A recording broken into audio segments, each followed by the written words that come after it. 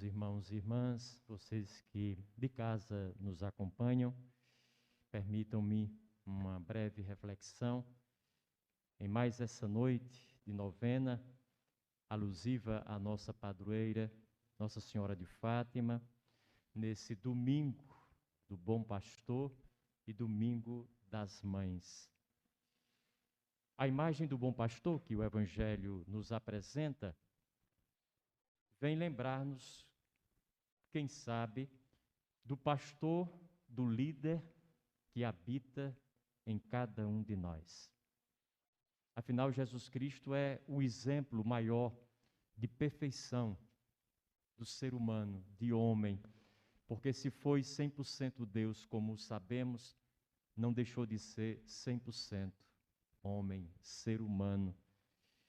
E, nesse sentido, Jesus dá a todos nós a missão de liderar, cada um do seu jeito, da sua forma, no seu lugar, com os dons, talentos, aptidões, carismas, jeito de ser, arte que possui, que traz consigo. Porque todos nós somos chamados por Deus e pela vida a ser bons pastores, bons líderes, conduzir bem o rebanho que Deus colocou em nossas mãos, ser sujeitos da nossa história. No fundo, o que Deus quer é que nós façamos a diferença. Nós não viemos ao mundo para ser normais, nós viemos ao mundo para fazer a diferença. E se nós não fizermos a diferença, nós teremos perdido a nossa viagem. E é por isso que é tão importante esse dia do Bom Pastor e as palavras que Jesus Cristo agora nos dirige. Isso significa dizer que o verdadeiro líder, na verdade, é aquele que aprendeu a liderar a si próprio. Pensamentos, sentimentos, vontades, desejos, ímpetos, impulsos, paixões. Enfim, o líder autêntico é cada um de nós, quando é capaz de se tornar senhor da sua própria casa, do seu próprio corpo, da sua própria mente, da sua própria alma. Estabelecer o mínimo de controle, de domínio sobre essa propriedade sua, que é Ele próprio. E se nós não fizermos isso funcionar em nós, nós teremos muita dificuldade de fazer funcionar qualquer coisa fora de nós, que necessite da nossa presença por inteiro. Aliás, é sempre mais fácil exercer uma liderança fora, sobre os outros, do que dentro, sobre nós mesmos. Depois, no Evangelho, Jesus, o bom pastor, nos diz quais são as suas ovelhas e quais são as características fundamentais a partir das quais nós podemos identificá-las. As ovelhas de Cristo são aquelas que escutam a sua voz. Essa é a primeira característica. E, infelizmente, nós vivemos num tempo absurdo onde se perdeu a escuta. Ninguém escuta mais ninguém. Ninguém escuta mais nada para valer de forma profunda e devida. Estamos mergulhados em crises recorrentes, talvez por conta disso, porque desaprendemos a escutar. E a gente sabe que a única crise intolerável é aquela para a qual a gente não tem uma explicação a dar, não tem um sentido a oferecer, não tem uma interpretação boa e adequada a se fazer. Aí, uma coisa muito pequenininha, às vezes se torna uma coisa enorme, e nós não conseguimos ultrapassar. O fato é que tudo em nós fala, e nós não escutamos. Por exemplo, o andor nos fala, uma febre, a perda do emprego, um desentendimento familiar, uma enfermidade inesperada, um acidente também inesperado. Tudo nos diz alguma coisa, e nós, ao invés de procurarmos perceber as lições que isso nos apresenta, nós queremos logo passar por isso. É aquele comprimidozinho, tomou Doril, a dor sumiu. A gente quer se livrar logo, ver-se livre dos sintomas, daquilo que nos incomoda, nos maltrata, ainda que seja momentaneamente, por pouquíssimo tempo. A gente não quer parar aí, quer ultrapassar depressa, sem atentar para os ensinamentos, para a escuta daquilo que nos fala o tempo inteiro. Para quem não tem uma escuta boa, tudo na vida é sorte ou azar. Mas para quem sabe escutar, tudo na vida é graça, é dádiva, é dom, é providência. Coisas que Deus vai colocando no nosso caminho para que nós saibamos pegar nelas, fazer com elas o melhor que possamos, enriquecer-nos com elas, amadurecer-nos com elas, ultrapassando-as se forem realmente ultrapassáveis, ou aprendendo a conviver com elas, de forma a não nos deixar afetar tanto e que elas não nos atrapalhem. De uma maneira ou de outra, tudo concorre para o nosso bem e para a graça de Deus. Então, essa palavra escuta, que caracteriza fundamentalmente o rebanho do Senhor, para nós é uma palavra muito importante e fundamental, sobre a qual devemos parar um bocadinho para pensar. Aliás, o primeiro mandamento de Jesus Cristo é esse. Quando perguntaram, Senhor, qual é o mandamento maior? Lembrem-se que ele disse, escuta, Israel. E depois é que falou, amarás o Senhor teu Deus de todo o teu coração, de toda a tua alma. O primeiro é a escuta, abrir os ouvidos, abrir o coração, senão nada feito. Salomão, o grande rei Salomão, quando ele podia pedir tudo a Deus, o que ele pediu foi um coração capaz de escutar, capaz de amar, capaz de interpretar direitinho as demandas do seu povo. Tinha um pajé americano muito sábio, que um dia perguntaram, o que é que o senhor faz aí na tribo? Ele disse, eu ensino o meu povo. Ensino o quê? E ele começou dizendo, eu ensino o meu povo a escutar. Ensino o meu povo que tudo está ligado a tudo, que tudo está em transformação e que a terra não nos pertence, nós é que pertencemos à terra. 4 grandes ensinamentos, mas começam com a necessidade da escuta. E aí, essa sabedoria milenar acaba coincidindo com a sabedoria crística que sai da boca do próprio Jesus. Rubem Alves, que é um pastor protestante de renome e morreu há alguns anos, escreveu vários livros, ele brincava muito com as palavras e ele dizia que eu sempre ouço as pessoas propagarem por aí cursos de oratória. Isso é maravilha, a gente aprender a falar diante do público. Mas eu nunca escutei ninguém propagar por aí um curso de escutatória. O que a gente precisa é aprender a escutar, porque falar com muita naturalidade a gente aprende de um jeito ou de outro, até pelo imperativo da necessidade, da urgência, e nós vamos aprendendo naturalmente. Lembro-me daquela história que meu pai falava de 2 compadres que se encontram, e um pergunta para o outro, você já se casou? Eu soube, sim, casei-me. Já tive até um filhinho. E o outro pergunta, e seu filho já aprendeu a falar? Ele diz, já faz tempo. Agora estamos com uma tentativa enorme de fazer com que ele aprenda a escutar e ficar calado. Aprender a falar, naturalmente a gente faz. Aprender a escutar foge à nossa natureza. Exige uma disciplina, exige um cuidado, um desejo, um propósito, um caminho a ser percorrido, no qual nós nos devemos inserir até consegui-lo. E esse é um dado também importante. Depois eu acho que há aqui uma coisa fundamental. A nossa escuta, que é sinônimo de atenção, é que pode dar vida e também pode tirar a vida às pessoas. Um pai de família que está em casa, depois de uma semana de trabalho, de ausência, e de repente, fala o pai, mas pode ser mãe. Eu quero hoje poupar as mães de trabalho, né? Coloca nos pais. E aí, o filhinho doido para falar com o pai. Aí ele puxa pela manga da camisa, pela perna da calça, e tropeça nele, olha para ele, quer uma atenção, quer uma brincadeira, quer um carinho, quer um afeto. Mas o pai não olha, o pai não está atento, o pai não escuta aquele desejo do filho. Naquela hora, por desatenção, aquele filho, ainda que esteja ali, ele não existe para o pai. Nós devemos nos perguntar quantas pessoas nós matamos a cada dia por falta de atenção, de reciprocidade entre o seu desejo de nos ter com elas e a nossa incapacidade de perceber isso e de dar o retorno.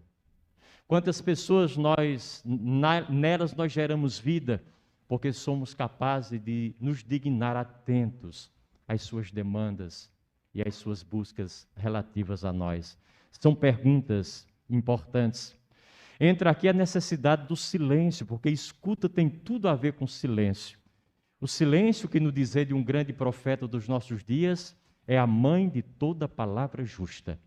Se alguém quiser dizer uma coisa boa para um filho, para o marido, para a esposa, se alguém precisa dizer uma coisa importante, é preciso silenciar antes, o tempo que for necessário, porque se nós não silenciamos, o que nós vamos dizer pode não ajudar, pode atrapalhar, pode ferir, pode magoar, pode levar mais sofrimento do que o sofrimento que já existe pela situação que nós queremos resolver.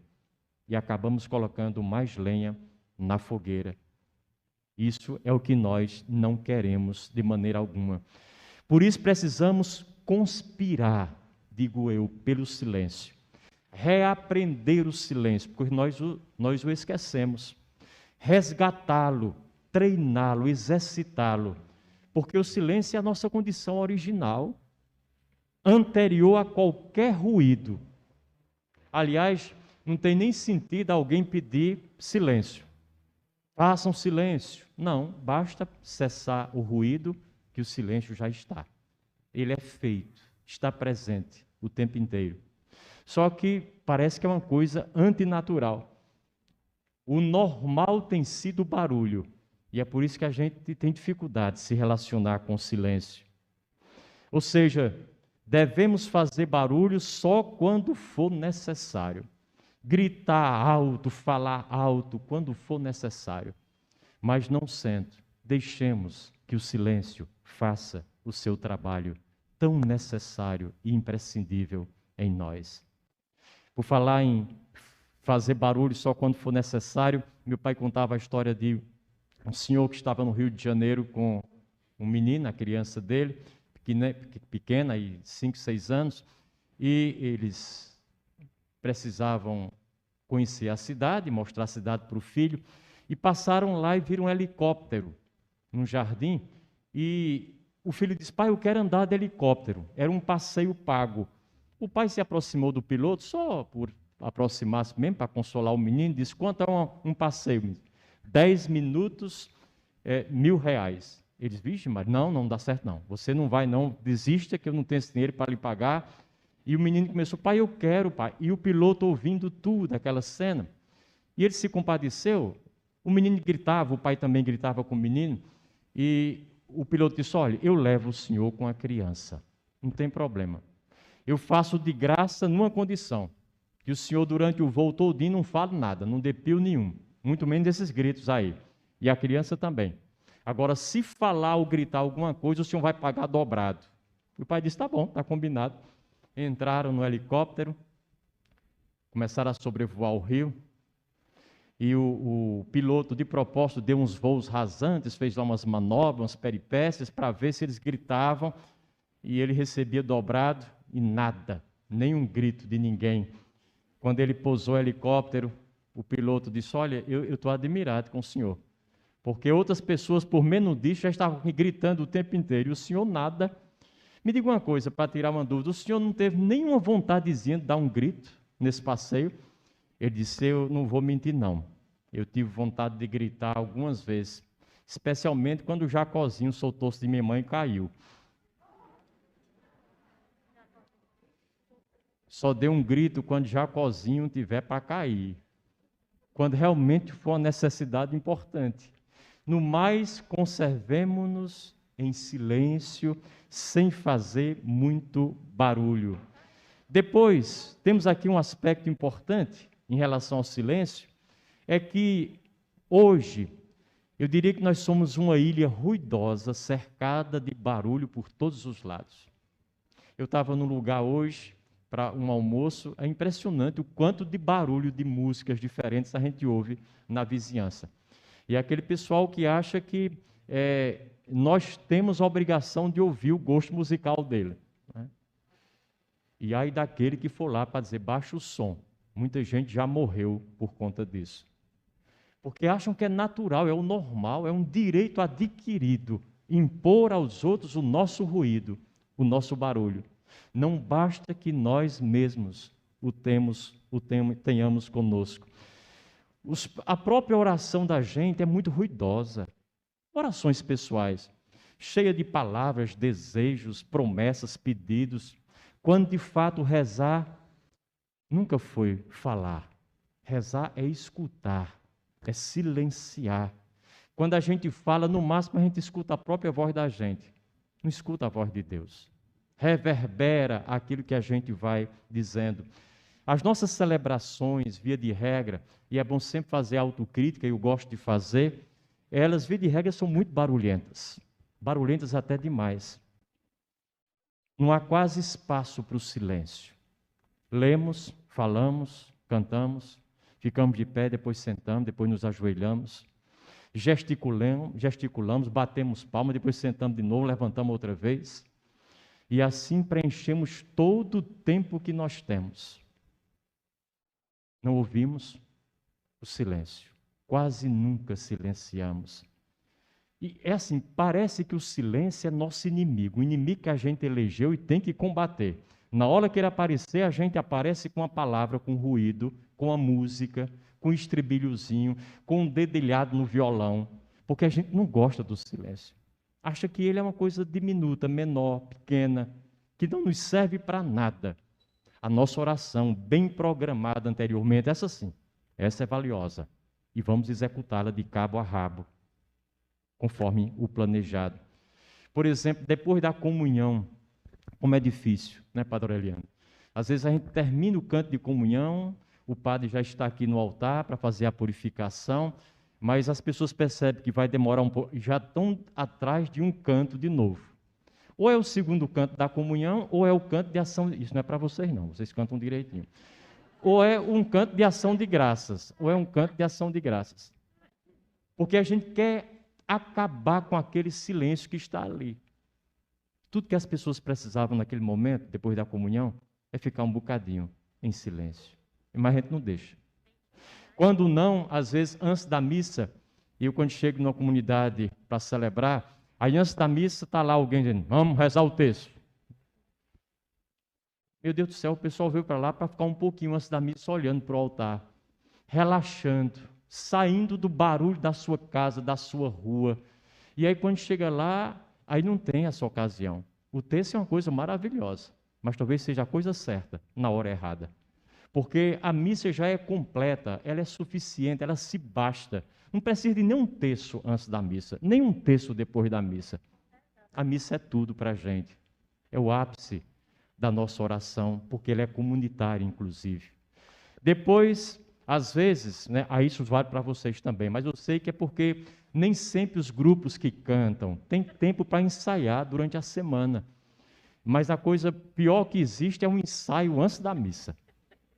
Aí é o tom do violão que está pegando, é uma corda bem alta, a pessoa aí volta para o canto de novo, tal, e a pessoa doida para rezar e não consegue. Não consegue. Aí a gente ensaia, já mostra como é que a gente vai cantar, e às vezes na hora da missa a gente canta pior do que ensaiou. É engraçado isso. Talvez ficar só com o ensaio de casa ajudasse melhor. Mas isso é muito importante para a gente preservar o que de fato precisa ser preservado, que é o nosso silêncio. Depois, as ovelhas de Cristo são aquelas que conhecem a voz do pastor. Eu diria aquelas que se conhecem primeiro, porque ninguém conhece nada se não se conhece ainda. E esse autoconhecimento, mais uma vez, é muito importante da parte das ovelhas. Significa, entre outras coisas, aceitar-nos como nós somos, sem tirar e nem acrescentar absolutamente nada. Olhar-nos de frente para o espelho e aceitar aquilo que o espelho nos revela sobre nós, bem ou mal, feio ou bonito, porque o espelho geralmente não mente. Aceitar nossas limitações, nossas fraquezas. Por exemplo, aceitar o nosso passado, nem sempre tão glorioso. Aceitar os nossos erros e faltas. Reconciliar-nos com as nossas imperfeições. Aceitar o nosso envelhecimento, como é difícil aceitar a idade e o peso dos anos. Com tudo aquilo que isso implica na prática da nossa vida, mas é fundamental que aceitemos. Deixar as coisas dos 20 anos para trás. Viver as coisas dos 40. Depois deixar as coisas dos 40 para viver as coisas dos 60. Depois deixar as coisas dos 60 para viver as coisas dos 80 ou mais. E quando nós ficamos a vida inteira lamentando, porque já não podemos mais fazer as coisas dos 30 ou dos 50, nós deixamos de perceber as coisas maravilhosas que podemos fazer com os 70 ou com os 80. Há sempre uma riqueza imensa em cada idade. E é preciso que a gente descubra e seja capaz de aplicar isso às nossas vidas. Até porque não dá para a gente lutar contra a idade. Não dá mesmo. É uma luta que a gente não vence, de forma alguma. Então, quando a gente não pode vencer o inimigo, deve se aliar a ele, se juntar a ele. Eu me lembro daquela história que uma pessoa era muito conhecida numa terra, porque era inteligente, inventava muita coisa e dava certo. Um sujeito saiu da terra e depois de muito tempo encontrou-se com o neto desse tal inventor, lá no outro canto. E disse, agora eu me lembrei de seu avô, o que é que foi feito dele? Aquele homem era tão inteligente, inventava tanta coisa, saiu até na televisão. E o neto disse, ele é muito bom. Inclusive inventou, por último, uma pílula da juventude. Ele disse, não me diga, foi. Ele inventou uma pílula da juventude, ele tinha 81 anos, tomou a tal pílula, acordou no outro dia com 61. Ele disse, mas que coisa maravilhosa, rapaz. E então ele está feliz? Não, está feliz não. Ele quis mais. Tomou uma segunda pílula, no outro dia amanheceu com 41. Bom, então agora ele está radiante. Não, ele queria ficar mais novo. Tomou a terceira pílula, amanheceu com 21 anos. Bom, com 21 ele parou, afinal de contas, está no auge da juventude. Não, ele queria começar de novo, lá de baixo, bebezinho. Tomou a última pílula, amanheceu no outro dia com 1 ano e meio de idade. Uma criança fofinha, inteligente, sorridente, maravilhosa essa criança, linda. E aí o compadre perguntou, e depois, o que aconteceu? Ele disse, não, depois ele pegou sarampo e morreu. Não adianta querer ter outra idade, não. É melhor ficar com os 81 vivo, não é verdade? Então não lutemos contra isso. E por último, as ovelhas de Cristo são aquelas que o seguem. Essa é uma palavra importante. E aqui o Evangelho nos diz algo de essencial. Jesus nunca deu indicação de que ele queria primordialmente ser objeto de culto. Podem olhar os Evangelhos, do começo até o fim. Ele nunca quis ser cultuado, aclamado, venerado, adorado. Nunca quis nem mesmo ser celebrado. Tudo o que ele desejou na vida foi apenas uma coisa, ser seguido. Isso sim. Significa continuar, desenvolver, dar andamento, praticar a sua obra em nós, em cada um de nós. De tal maneira que ter fé em Jesus não é render-lhe culto, não é celebrá-lo, louvá-lo, adorá-lo. Não é sair por aí, muito menos, com um ostensório nas mãos, de lugar em lugar, como se nós carregássemos um troféu em nossas mãos, confirmando que Jesus é nosso. Que o Santíssimo é nosso, que Deus nos pertence. Nessa pandemia, logo no início, vocês se lembram de alguns episódios desses. Às vezes, sacerdotes que iam nos hospitais, entrando de quarto em quarto, com o Santíssimo ali. Eu tenho certeza que no hospital ao lado, onde o sacerdote não passou com o Santíssimo, não morreu mais gente, porque não teve o Santíssimo. Porque Deus não entra nas nossas categorias, às vezes miúdas demais, mesquinhas demais. Outra vez, achou pouco e foi no helicóptero, não foi o mesmo helicóptero do rapaz, não, foi no outro. Foi no helicóptero com o Santíssimo ostensório assim, para baixo, em torno de uma cidade, para abençoar a cidade. Eu tenho certeza que aquela cidade não foi mais abençoada ou menos abençoada em relação a qualquer outra, por conta desse episódio. Então é muito importante que nós tenhamos a forma correta, bom senso para usar bem os instrumentos sagrados que estão e que passam pelas nossas mãos. Porque um instrumento justo, utilizado de maneira injusta, ele produz resultados igualmente injustos.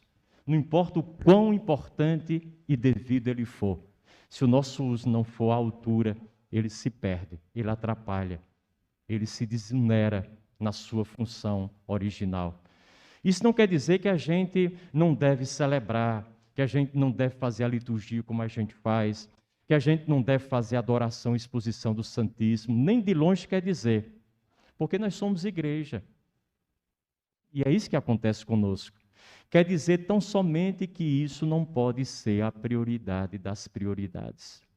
Quer dizer que isso não deve estar à frente do segmento, não deve substituir o nosso testemunho de fé, muito menos os nossos gestos concretos de amor. Não deve. E atenção, seguir Jesus não é imitá-lo. A gente tem muito essa palavra imitação de Cristo na cabeça da gente. Jesus é inimitável, inimitável. Aliás, nenhum de nós tem o direito de imitar ninguém. Cada pessoa é o que é. E quando a gente quer imitar, deturpa aquela pessoa na sua essência. Toda imitação, via de regra, é uma falsificação do modelo original. Essa é a grande verdade. E esse segmento de Jesus é o que hoje nos permite, no Espírito Santo, pensar coisas que Cristo nunca pensou, dizer coisas que Cristo nunca pensou em dizer, fazer coisas que Cristo nunca pensou em fazer, e nem por isso sermos infiéis a Ele. Pelo contrário, sermos totalmente fiéis a Ele, no Espírito Santo. Cada um vai criando o seu próprio modelo, porque o mesmo Espírito que habitou em Jesus é o Espírito que nos habita e que nos anima, para que nós possamos responder aos desafios de hoje, do nosso jeito, porque Jesus Cristo respondeu aos desafios dele, do seu tempo, do seu jeito. Não procuremos imitar. E aqui eu termino falando de imitação, de uma história que meu pai contava, e eu já contei isso para vocês uma vez ou mais, de um menino que estava para passar no vestibular, e o pai disse: se você passar no vestibular e cortar essa cabeleira, eu vou lhe dar um carro de presente. Chegou o dia do vestibular, o menino fez as provas, passou, foi até o pai correndo: papai, passei. E agora sua promessa, cumpra, me deu o carro. E o pai dele disse: e o cabelo? Esse cabelo grande não vai cortar, não? O menino disse: papai, o senhor é uma pessoa religiosa, e o senhor sabe tanto quanto eu que Jesus Cristo, nosso Deus e Senhor, sempre teve o cabelo comprido. E o pai dele disse: ah, meu filho, é verdade, ele tinha um cabelo comprido e andava a pé. Se nós quisermos imitar, temos que fazer tudo direitinho. Não é só imitar naquilo que nos convém, não. Então, queridos irmãos e irmãs, entre um riso e outro, que nós possamos acolher da melhor maneira possível aquilo que o Evangelho e o Dia do Bom Pastor nos têm a dizer. Essas poucas mensagens, dentre tantas outras, que estão nos corações de vocês. Louvado seja nosso Senhor Jesus Cristo.